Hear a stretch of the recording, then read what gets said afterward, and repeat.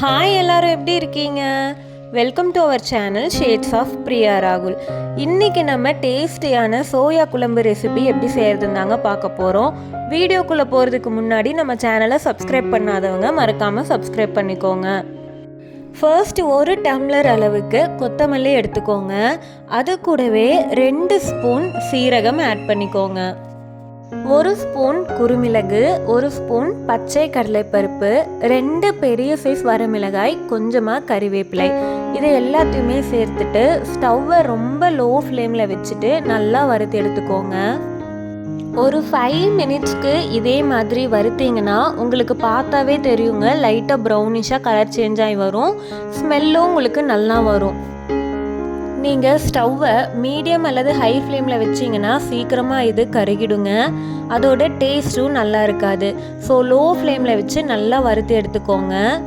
வறுத்து எடுத்ததுக்கப்புறமா லைட்டாக அதை ஆற வச்சு மிக்ஸி ஜாரில் சேர்த்து தண்ணி விடாமல் நல்லா பவுடர் மாதிரி அரைச்சி எடுத்துக்கோங்க. அடுத்ததாக ஒரு பேனை ஸ்டவ்வில் வச்சுக்கோங்க. அதில் சின்ன வெங்காயம், பூண்டு இது ரெண்டுமே சேர்த்துட்டு கொஞ்சமாக எண்ணெய் விட்டு நல்லா வதக்கி எடுத்துக்கோங்க.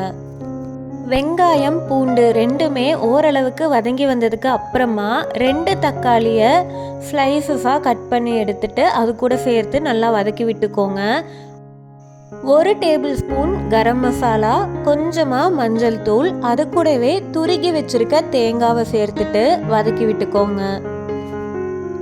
கடைசியாக தேவையான அளவுக்கு உப்பு சேர்த்துட்டு நம்ம ஆல்ரெடி அரைச்சி வச்சிருக்க பவுடரை இது கூட ஆட் பண்ணிக்கோங்க.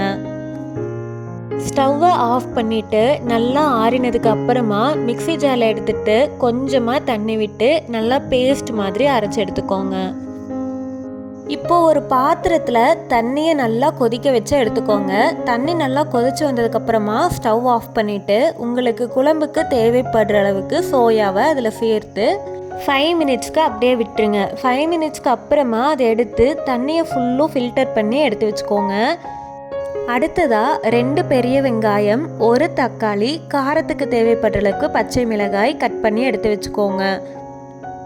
ஒரு பாத்திரத்தை ஸ்டவ்வில் வச்சுட்டு எண்ணெய் விட்டு எண்ணெய் நல்லா காஞ்சி வந்ததுக்கப்புறமா கடுகு ஆட் பண்ணிக்கோங்க.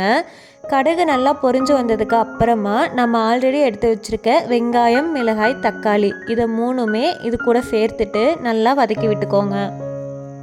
வெங்காயம், தக்காளி நல்லா வதங்கி வந்ததுக்கு அப்புறமா நம்ம அரைச்சி வச்சுருக்க பேஸ்ட்டை இது கூட சேர்த்துக்கலாங்க.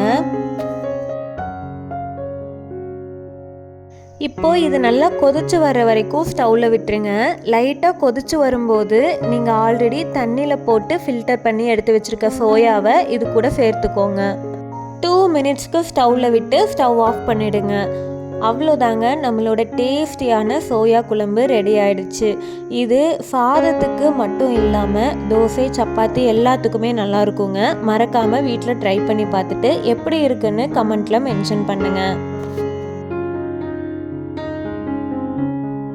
இதே மாதிரி நிறைய இன்ட்ரெஸ்டிங்கான வீடியோஸ் பார்க்குறதுக்கு நம்ம சேனலை மறக்காமல் சப்ஸ்கிரைப் பண்ணிக்கோங்க. தேங்க்யூ.